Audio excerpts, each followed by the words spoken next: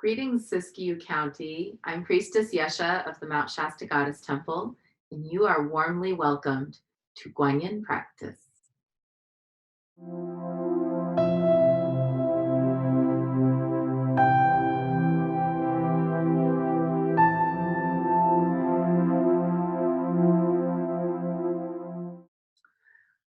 Hello, welcome to Kuan Yin practice.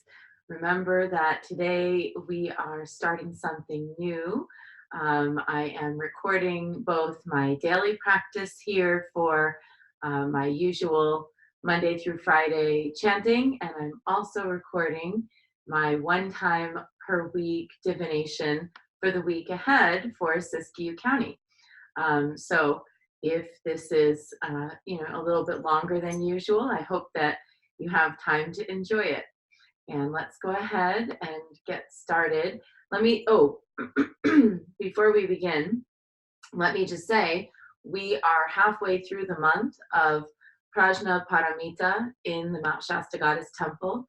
We are, excuse me, examining this month the force that gives rise to phenomena and that receives phenomena when they dissipate. That includes things, people, ideas, circumstances, events, and time itself. So, in contemplating Prajna Paramita, there's a fathomless quality about her. She is not meant to be apprehended or understood in the mental sense. She is only to really be experienced in the scheme of our awareness. So let's go forward with our practice today, and over the course of this coming week, let's keep in mind that we are looking for the force that arises and dissipates more than we're individually looking at valuing or judging the content of any single experience. Because really, our gratitude, our sense of connectedness comes from that connection that we have with that force that arises and dissipates all seeming phenomena. And if we get to the bottom of that, we can see that there is actually no bottom. So let's dive in with 3 prostrations before our altar, which has this little statue of Kuan Yin.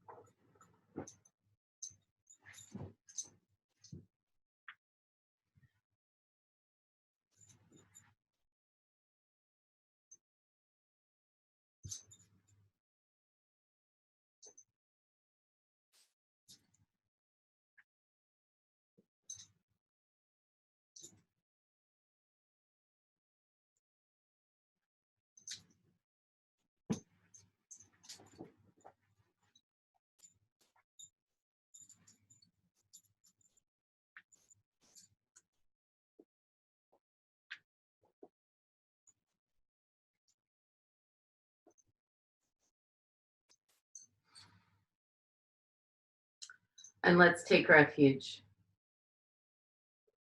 Namo Guru Be.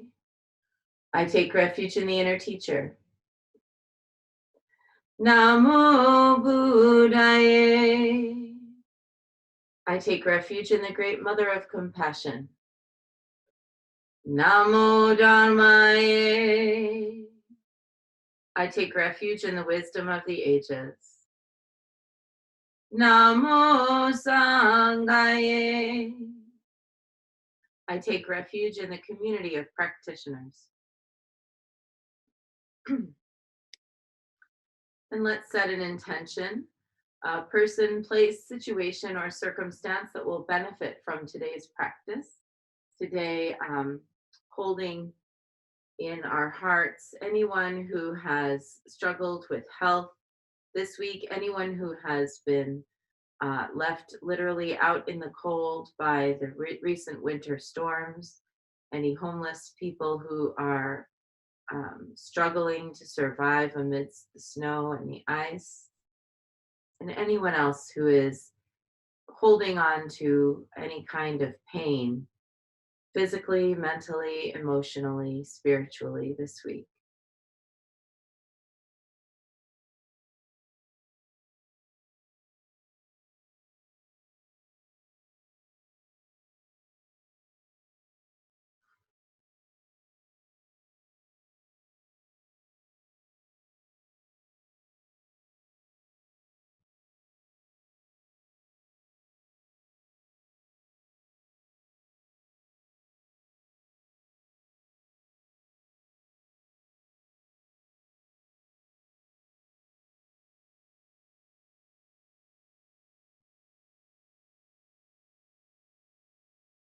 And let's recite the four immeasurables. May I be a source of loving kindness in this world and all worlds, bringing a generous heart to all my thoughts and doings. May I be a vehicle of compassion in this world and all worlds, ever mindful and aware of the tremendous suffering of others. May I be a brimming vessel of joy in this world and all worlds, delighting in the happiness of others as their suffering is alleviated.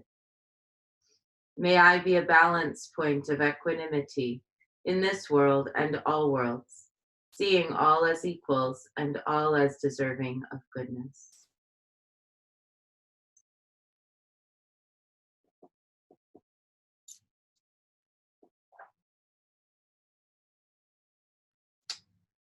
I light this candle as a symbol of the enlightening Dharma way. May it shine brightly for the benefit of all beings.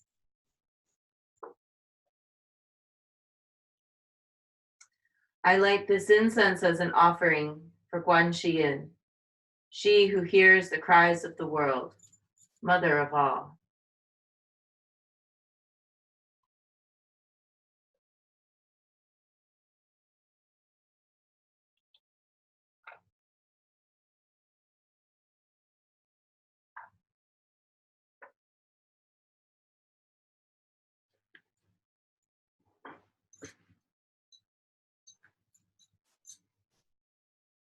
Reverently, I prostrate with my body, speech, and mind and present clouds of every type of offering, actual and virtual.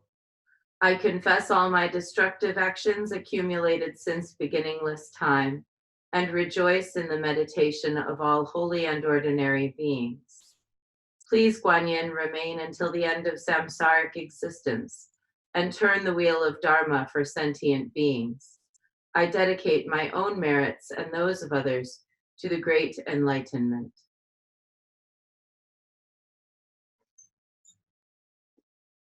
So our card for today from the Earth Warriors Oracle, because the other one is at my other shrine, the other oracle I've been using, the Work Your Light Oracle.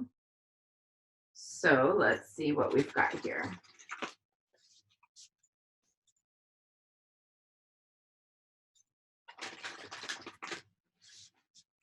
Yesterday, these cards got so wet in the snow.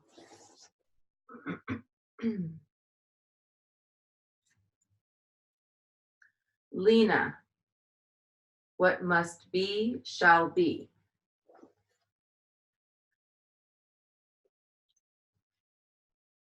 Card number 7.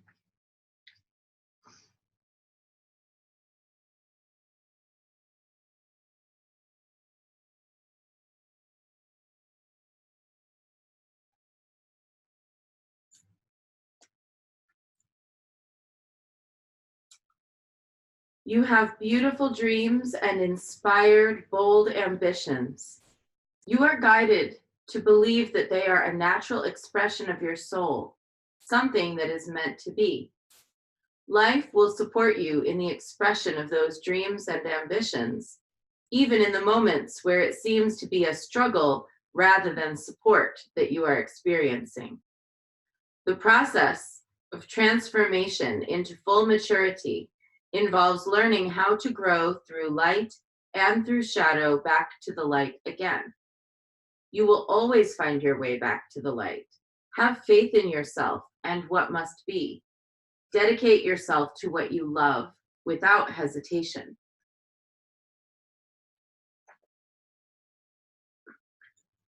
As a tarot reader, one of the longest standing challenges that I have seen, one of the most popular problems that people bring to my table, is the fear that all of their work for their dreams will be for nothing. That the dreams that they have for themselves are somehow not meant to be. That they themselves are wrong for even dreaming.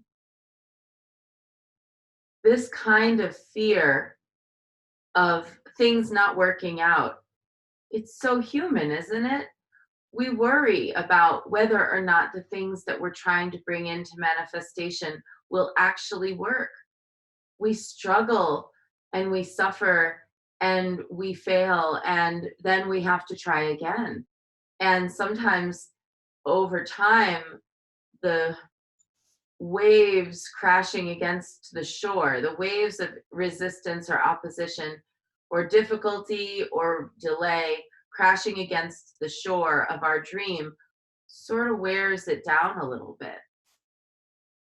But the dreams that we hold for a healed and elevated humanity are very important. The dreams we hold for there to be happiness in the world, for people to be in alignment with their spiritual purpose, for there to be enoughness for everyone, food, shelter, love, care, health, healing. Sometimes we think that our dreams are about money, but they're not. They're actually about results. And this is the thing that I really think we need to keep in mind when we are feeling anxious or fearful about manifesting our dreams. When we start to think like this, oh, well, how will I get the money to do that? We are actually derailing ourselves from our own dream. So often, the manifestation of our dreams comes as a result not of money, but of collective will, of people's help, of people's pulling together and supporting each other. All over the world, people accomplish massive goals without money every day. We can too. Let's try it. Let's start with 108 recitations of Namo Guan Yin Pusa, calling out to the perceiver of the cries of the world, who is here to love us, to help us, to hear us, to witness us, and to remind us that our dreams and goals are related to beneficial outcomes, not necessarily to money.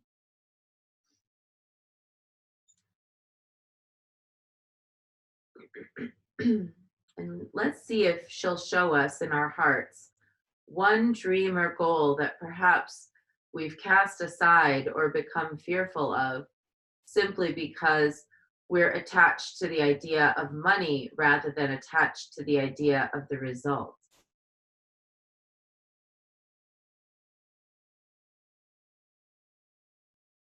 Namo Guan Yin Pusa, Namo Guan Yin Pusa, Namo Guan Yin Pusa, Namo Guan Yin Pusa, Namo Guan Yin Pusa, Namo Guan Yin Pusa, Namo Guan Yin Pusa, Namo Guan Yin Pusa. Namo Guan Yin Pusa, Namo Guan Yin Pusa, Namo Guan Yin Pusa, Namo Guan Yin Pusa, Namo Guan Yin Pusa,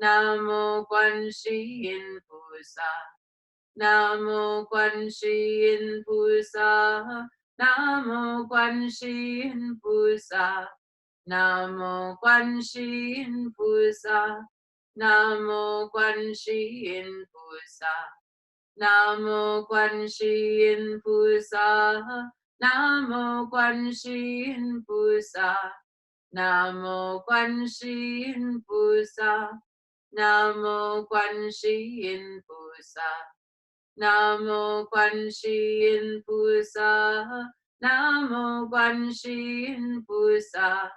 Namo Kuan Yin Pusa. Namo Kuan Yin Pusa. Namo Kuan Yin Pusa. Namo Kuan Yin Pusa. Namo Kuan Yin Pusa. Namo Kuan Yin Pusa.